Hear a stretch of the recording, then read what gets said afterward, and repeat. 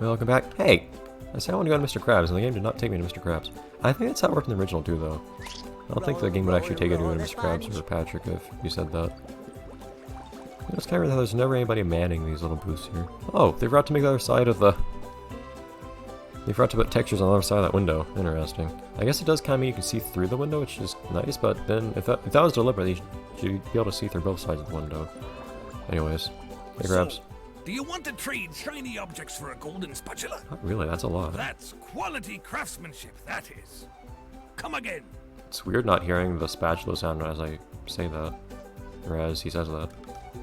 It just appears there, next to me. So, do you want to trade shiny objects for a... Alrighty then. I'll actually... Just to be sure...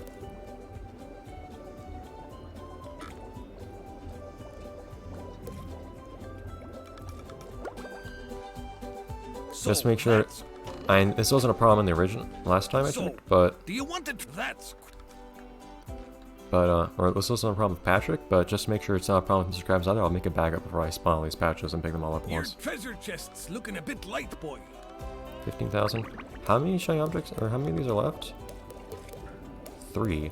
It's gonna be a good deal. So that's basically probably another episode's, hopefully just another episode's worth of grinding for the rest of the spatulas. Honestly, I expect it to be worse, the spatula grinding. I still think it shouldn't be a thing, trying to grind for spatulas, and like a casual player, because I'm a professional Spongebob player, of course, but a casual player, a person not familiar with the game, one might better say, probably won't know what the best way of grinding shiny objects is. And plus, why would you have to grind anyways? Like, I know that grinding used to be a thing in games, but I think it's kind of an out-of-date thing. That's not a thing you usually expect in games anymore. The only reason I can imagine them having asked if so many more shiny objects is that they thought that they would extend the game's playtime that way or something. It's a really artificial way of doing it. There's not even a nice fun way to get shiny objects in this game is one of the problems. I think that's a big part of the issue with shiny object requirements being too high. Because if you don't know the best place to get shiny objects, like this one, or maybe Jellyfish Fields where I found another decent spot, then you don't know what to do to get shiny objects. There's no obvious super fast way to get shiny objects or anything like that the game provides you. The only thing the game provides you ever to give you shiny objects is that one little game on the pier. And if that actually did give you a lot of shiny objects, that would be one thing. And I think it should. Like, otherwise there's not any point to that. Because that would be like the one place in the game where you can get shiny objects doing something. It could be grindy, but at least it's a bit more skill-based, and it's obvious to you. It presents itself to you as a thing that you can do to get shiny objects. Whereas, what I'm doing here is I'm just exploring the game, basically. And just finding a place where I can quickly spawn, or quickly destroy a bunch of tikis and get a bunch of shiny objects, and then die and make everything start all over again in the most efficient manner possible.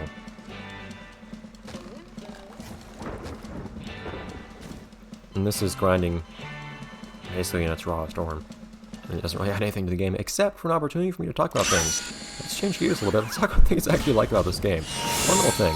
I like how the colors of the shiny object counter changes in the top right. That's the thing. So many little things in this game. I think that's really the main thing for this game to me. This game, everything that stands out to me in this game, it's the little things. And little things too, like if I hold back here, I appear a decent distance away from the actual spawn point. It seems like you regain control before the screen fades out, or fades back in. But yeah, so many little things like that. They changed the pause menu like entirely. And you get pictures of things now. That's cool. I like getting pictures of spatulas. That's actually a really good thing to include, I think. I like how it's a map instead of just a list of things in the pause menu. I like this new pause menu a lot more. I think it could perhaps still be a bit better somehow. Maybe, I don't know. If it broke up the game into thirds, for instance, properly. There's no real reason for Industrial Park to be back here because it has nothing to do with things around it. Maybe it's supposed to be like you have one boss here and the other boss here. Okay, I guess that makes sense. It's symmetrical, but still. It's not really reflective of where things are physically. Well, no, I guess... Okay, so it is actually reflective of where things are physically in Bikini Bottom. So you start here. If you go in this direction, go to downtown. If you go in this direction, go to Lagoon. If you go this direction, go to Javish Fields. So I guess that is the case. And then through Murmur Layer, through Shea Shoals, go that direction to Sand Mountain and Rock Bottom. I hadn't actually picked up on that. I appreciate that. That you can actually work out, or that these actually are related to where things are in the overworld. I think the Flying Dutchman Lab and Kelp Forest. And I feel like streams should be in the center here. I feel like these should be swapped. And then they just kind of stuck other things in the corners. I guess is what they did. I do think they could have organized this a bit better, but this is the way to maximize the possible sizes of each icon, I guess. By making it fill the whole screen this way, and have them be in a grid. It does bug me that there are paths between each one, too. Because it's hard to realize that it's actually a representation of the overworld of the game's hub when they're all connected to each other. Like, somehow Mr. Krabs is connected to Kelp Forest, for instance. But, see, little things, like, we just look for things. There's lots of little things to notice and acknowledge and recognize and appreciate in this game. And, like, Spongebob single barnacles there is, I believe, a new dialogue. Maybe it's a dialogue, a new line. Other things that are annoying, hearing that sound every single time. I think you hear that sound every time in the original, too, though, I think. Which is a bad thing. It's something that should be fixed in this version. Also, hearing that fanfare every single time you go into Sport Mountain. Ugh. On the other hand, no. So here's the removed content that I wish was in this version of the game that need to be in the remake. The Forgotten Tiki. They need to have the Love Tiki from the concept art in the original. Sad they didn't have that. Still sad they didn't have concept art. It would have been really cool to get some insight on like what the actual development was like for this game. Because it's interesting to me remaking a game from scratch like this. And if you'll excuse me, there is one thing I wanted to talk about that I forgot to talk about last episode. There are lots of things in this game that it seemed like developers just couldn't manage to recreate, which might be to some degree inevitable because they're using an existing engine to recreate what I think was, well, not really like a totally cut, well, to recreate another engine basically, let's say that, because the engine made for Battle of Bikini Bottom, or the engine used for Battle of Bikini Bottom, was not made for Battle of Bikini Bottom, I don't believe. It was used in at least from one other game. I believe it was a Scooby-Doo game. I've never played the game myself or anything, or even seen it. But you could find in the game's files, actually, in Battle of Bikini Bottom's files, I believe a little video from that Scooby-Doo game that used the same engine. But the main things I'm talking about, the Spongebob being one, the fact they had to add a jump button that's like undocumented, so to speak. The game doesn't tell you there's a jump button as far as I can recall for the Spongebob, but you have to use it because the physics don't work for the Spongebob. They just couldn't manage to get it to work. So you can't bounce off things and go off ramps and whatnot like you do in the original. You have to jump with A button. And you can't ride up walls like you do in the original. Well, you kind of can in this version by jumping against a wall now. It feels a lot more exploitable in this version, being able to jump. And SpongeBob was pretty exploitable in the original too, although that was largely because of like momentum conservation and whatnot. Another one, Sandy. Sandy swinging on things. The physics on that they just decided not to implement. I guess they couldn't get it to work or something, but Sandy swing on hooks is no longer physics, which really bugs me. It feels completely wrong having her. Like, that's a downgrade, isn't it? If I had told you there was an old version of game and then a remake of it, and one version had physics when you're swinging on things, the other one didn't, which one would you think has the physics? You'd think the newer one would. And it's better to not have physics than to have bad physics, I'll say that, which is why I think I'm grateful for the fact that Patrick throwing things doesn't have that much in the way of physics, because I think it's good that the original version didn't have much in the way of physics for that too, and this version definitely shouldn't either. Because I don't need my throw fruit rolling around everywhere while I'm trying to throw them on things. But Sandy not having physics through swings on things, taking that away just feels so wrong. But let's actually get to some of the positive things I promised for this. this episode. There are some little things. It's all little things mostly. The big thing, there aren't that many big things because they didn't add or change that many big things as far as I can tell. We'll have to see about the extra content I still haven't mentioned. There is multiplayer, I'll have to see what that's like, of course. I look forward to seeing what that's like. We'll see if it's decent or not, I don't know. But they have new characters for it too, which is awesome. I'm really curious about that. Is there only one new fight? I thought they said they're gonna add the Muscle Buff Pants fight into this game. But no, I'm certain they are going to add the Robot Squidward fight. How you access that? I don't know. I'll have to look it up if I still can't actually see it after having 100%ed the game. And I will be sure to make a backup too before completing the game. I guess I should remember to.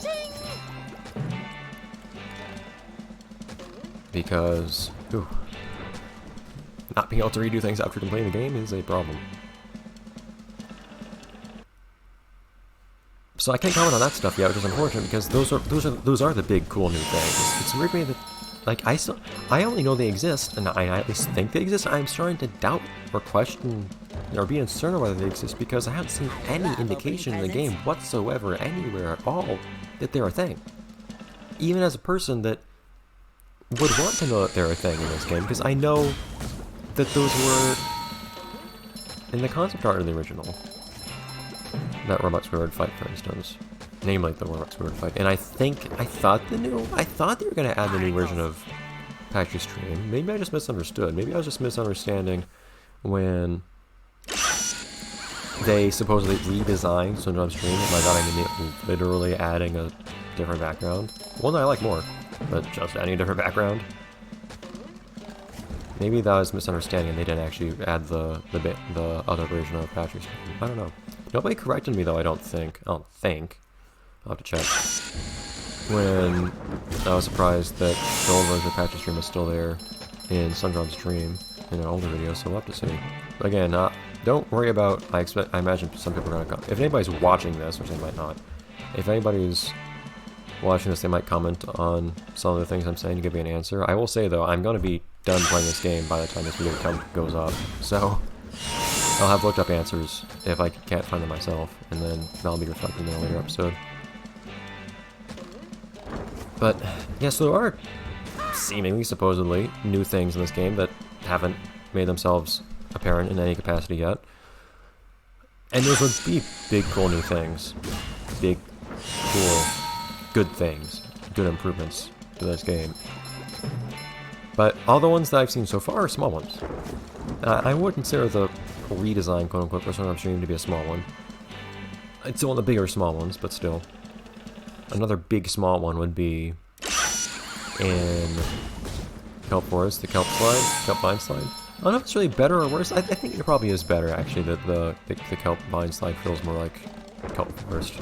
Kelp Forest isn't usually so open like it was in the original Balcony Bottom. It feels more like Kelp Forest itself when you're going through the thick of the vines and whatnot.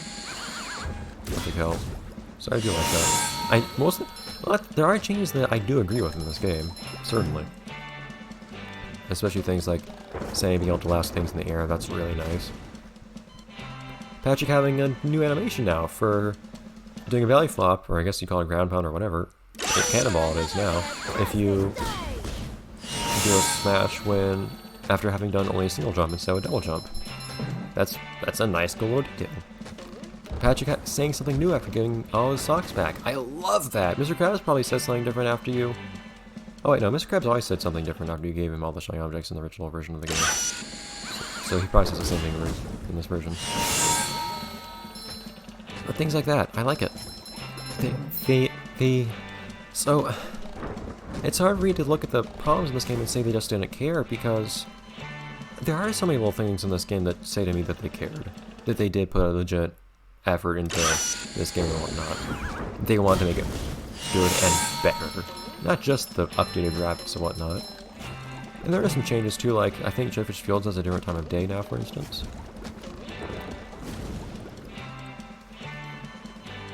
But I was pleasantly surprised on many occasions. I don't think it makes up for the problems. And there's still so many little things I keep forgetting to mention that come to mind, like how Hans sometimes takes you and whatnot, how you just kind of awkwardly, like, reappear suddenly in this game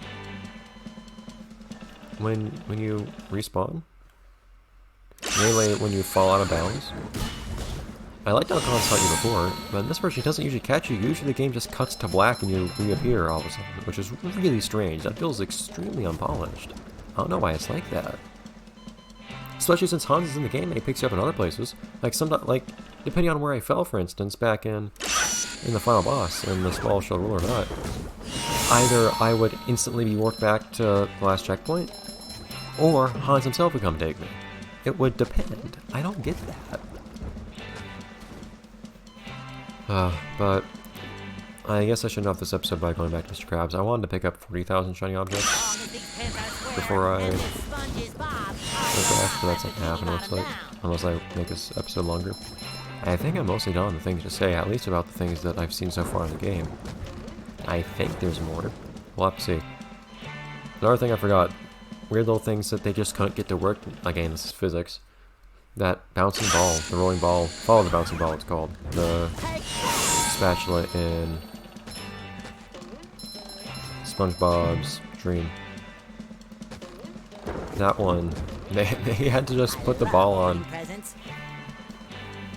a track with invisible balls in this version because they couldn't get it to work. I don't know about that. Value patty at the bottom too. Maybe I'll actually get 40,000 shiny objects. Just, I have a feeling that 40,000 shiny objects is gonna be like just the right number. Because I think he wants 15,000 shiny objects next, and if he wants 20,000 after that, that'll mean that I already have enough actually. I don't know. I just want to get a nice round number, I guess. I think there's gonna be one more spatch after that, and that's probably gonna take a lot of grind for it too. And I don't know, maybe I will have to actually do that last one off screen, because now I think I'm done talking about things for the time being until I see whatever new content there is or something. Assuming there is. Or talking about there not being new content if there actually isn't, but we'll have to see. So, next episode something will happen. Either way. I don't think I'm going to do any grinding on screen next episode. If I do any grinding, it'll be off screen at this point. But, there's a glitch I want to try out that somebody told me about. And we'll hopefully see like 100% in the game and stuff like that. But before that, let's go to the Krabs.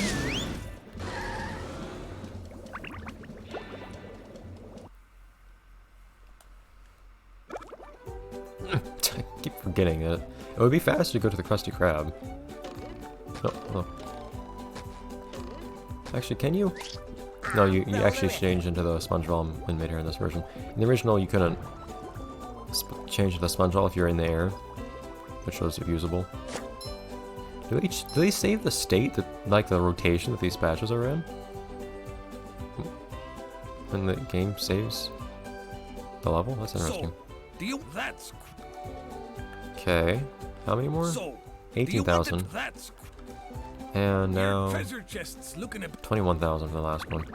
So we're gonna have some grinding to do off screen, and I'll come back. Okay. Bye everyone.